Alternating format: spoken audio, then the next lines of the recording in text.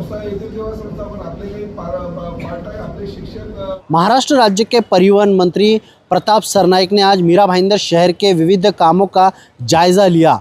आपको बता दूं कि आने वाले समय में जो ट्रैफिक की समस्या दहीसर चेक नाके पर हो रही है उसको भी दूर करेंगे, इस तरह का उन्होंने आश्वासन दिया। आज उन्होंने एक पत्रकार परिषद ली। आइए जानते किस तरह की बैठक थी और इस बैठक में किस तरह के निर्णय हुए।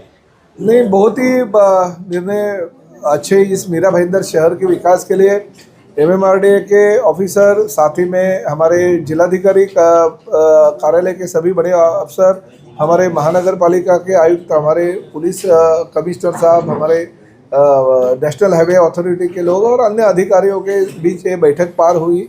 और सबसे पहले तो हमें जो दहीसर टोल नाके की ट्रैफिक है उसके ऊपर हमने सुबह जाके सभी लोगों ने दहीसर टोल नाके पे जायज़ा लिया। तो उसमें ऐसा मालूम पड़ा कि ठेकेदार पूरे के पूरे 10 लाइनों में कहीं से भी हेवी व्हीकल और कहीं से भी लाइट व्हीकल परमिशन देते हैं और उसके वजह से ट्रैफिक की समस्या बड़े पैमाने पे आई। तो हमने इंस्ट्रक्शन दे दिया कि आधी आधी लेन की जाए, 3 लेन हेवी व्हीकल के लिए और 3 लेन छोटे व्हीकल के लिए, और मुंबई से आने वाली गाड़ियों के लिए 2 लेन हेवी व्हीकल और 2 लेन छोटी व्हीकल के लिए। तो इस तरह से हमने इंस्ट्रक्शन दे दिया और 500 मीटर से बोर्ड लगाने का, ताकि पहले से ही माइंड में वाहन चालक जो है वो रखे कि बाबा आगे 500 मीटर पे टोल नाका है और टोल नाके के पास हमें ये लेन से हमें जाना है, और हमें हेवी व्हीकल के लोग ये सोचेंगे कि हमको ये लेन से जाना है ताकि ट्रैफिक की समस्या ना हो। और सोमवार के दिन हम उसका वापस जायज़ा लेने वाले, ताकि ये ट्रैफिक की समस्या है टोल बंद होने के बावजूद भी बड़े पैमाने पे हो रही थी। तो इसके लिए हमने आज ये निर्णय ले लिया। साथ ही में जो हाईवे अथॉरिटी के लोग थे उनके पास से भी बाईपास, जो नेशनल हमारे हाईवे अथॉरिटी ने 2 बाईपास और 1 फुट ओवर ब्रिज भी सैंक्शन किया, उसके काम के लिए भी गति देने का निर्णय लिया गया है। एमएमआरडी के माध्यम से जो शहर में 3 ब्रिजेस पूरे, उसमें का एक ब्रिज का ओपनिंग हमने कर लिया है इलेक्शन के पहले, और दूसरा ब्रिज जो है 19 फरवरी के तक डेडलाइन दी गई है, उसके पहले हमको ओपनिंग करना है। और तीसरा ब्रिज जो है अगस्त की डेडलाइन दी गई है, ताकि अगस्त में ये ब्रिज चालू हो जाए। और साथ ही में जो मीरा भाईंदर का सपना था, आपको सभी को याद होगा कि 2009 में पहली बार मैं विधायक के तौर पे इस शहर का विधायक बना, तो मैंने मेरी जो ब्रोशर था उसमें मीरा भाईंदर में मेट्रो ले आऊँगा ऐसा प्रॉमिस किया था। तो उस माध्यम से 2014 में हमारी सरकार आने के बाद हमने वो मेट्रो का जो सपना था वो साकार किया और मीरा भाईंदर शहर में मेट्रो आई। और उसका जो पहला टप्पा है हम अभी दिसंबर में चालू करने जा रहे हैं। तो लोगों को जो हमने प्रॉमिस किया था कि 2025 को हम मेट्रो चालू करेंगे, तो प्रॉमिस हम अभी पूरा कर रहे हैं। साथ ही में शहर के विभिन्न भागों में जो रास्ते के काम है, डेवलपमेंट के काम है, शहर विकास के लिए जो भी चीज़ें हमारी थी उसके बारे में हमने आज चर्चा ली। और हर एक छोटे छोटे भूखंड पे जो हमारे गवर्नमेंट से 1900 करोड़ रुपया मुख्यमंत्री एकनाथ शिंदे साहब थे उस वक्त मैं लेके आया था, उसके बारे में चर्चा हमने की। और आज उसका पूरा जायज़ा लेते हुए सभी ठेकेदारों को वर्क ऑर्डर दिया गया है। बहुत सारे काम प्रगति में है और बहुत सारे कामों के जो कम हमको कोई कहीं पे अगर तकलीफ़ थी तो तकलीफ़ आज हम लोग ने दूर करने की कोशिश की।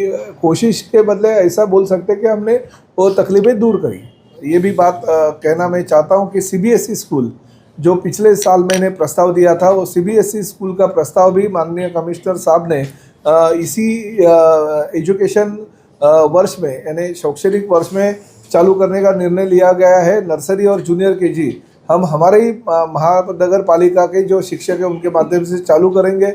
हम उसके लिए एडवर्टाइज दे रहे हैं, अगर अच्छी संस्था सामने आती है तो उस संस्था के माध्यम से हम चलाएंगे और उस वक्त उनको हैंड ओवर करेंगे। मगर ये एजुकेशन ईयर से हम सीबीएसई स्कूल मीरा भाईंदर के लोगों के लिए चालू कर रहे हैं। तो मैं आपके माध्यम से ये भी आह्वान चाहता हूँ कि हमारे सीबीएसई स्कूल में जिनको भी एडमिशन लेना हो, हमारे एजुकेशन डिपार्टमेंट के अगर लोगों से वो मिलेंगे, शिक्षणाधिकारी से मिलेंगे, तो प्रवेश करते वो त्या बाबतीतलं तुम्ही बोला।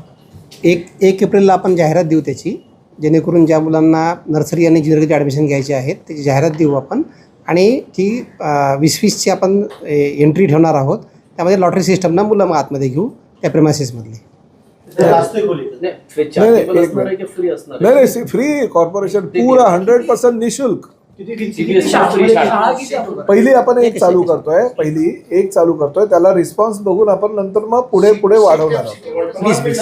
20 ती आता आहे आपली नवीन बिल्डिंग इंद्रलोकची नवीन बिल्डिंग. अभी जो विद्यमान हमारे 36 स्कूल है, 24 बिल्डिंग में ये स्कूल कार्यरत है. उसका जो भी मैंने वहाँ पर नॉन टीचिंग स्टाफ भी दिया है. टीचिंग स्टाफ पे मेरा पूरा कंट्रोल है. हमने 12 एनजीओ के माध्यम से 7 प्रोजेक्ट वहाँ पर हम चला रहे हैं बच्चों की पढ़ाई के लिए. 10वीं के बच्चों के लिए हमने स्पेशल क्लास चलाई है नवंबर और दिसंबर में. तो मुझे कॉन्फिडेंस है कि जहाँ तक शिक्षा का विषय है वहाँ तक महापालिका पूरा ध्यान दे रही है. दूसरा रास्ते का विषय जो था वो रास्ते के विषय में ऐसा निर्णय हुआ कि बैंक ऑफ बड़ौदा के लिए हमने प्रस्ताव रखा था. बैंक ऑफ बड़ौदा ने पहले तो लोन देने का मंजूर भी किया था, मगर बैंक ऑफ बड़ौदा ने बाद में हमारा जो प्रस्ताव है वो स्वीकार नहीं किया. तो फिर प्रॉब्लम आ गया. उसके पहले हम निविदा प्रक्रिया कर दिए थे उसके वो पैसे के ऊपर. तो अभी जितना पैसा कॉरपोरेशन के पास दूसरे डिपार्टमेंट से आ रहा है उसके ऊपर हम ठेकेदारों को थोड़ा थोड़ा पैसा तो कमिश्नर साहब दे रहे हैं, मगर ऐसा निर्णय हो गया कि अभी IDBI बैंक पैसा देने के लिए तैयार हो गई है. शासन को एक प्रस्ताव महानगर पालिका ने दिया है, तो उसी दौरान अगर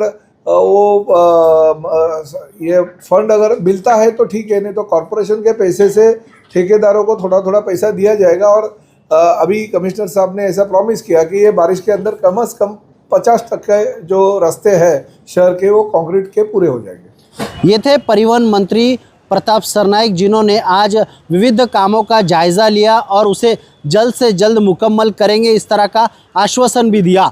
आप देख रहे थे YSR न्यूज़ में अजीम तांबोली, भाईंदर.